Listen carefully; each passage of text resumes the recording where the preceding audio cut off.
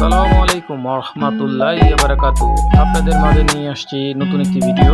আজ আমরা বুড়িগঙ্গার নদী দিয়ে পার হয়ে কোনাখোলা শরীফ ফুড অ্যান্ড ড্রিম পার্কে যাচ্ছি।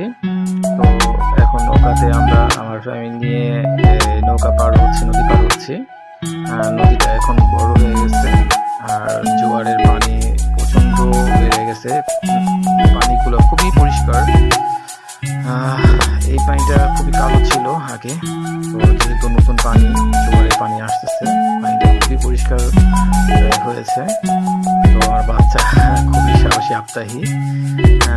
সাইডে যে দেখা যাচ্ছে পানি ধরে, অনেক মানা করলেও বারণ করলেও দেখা যাচ্ছে পানিটা ধরতেছে, খুবই আনন্দ পাচ্ছে, এনজয় করতেছে।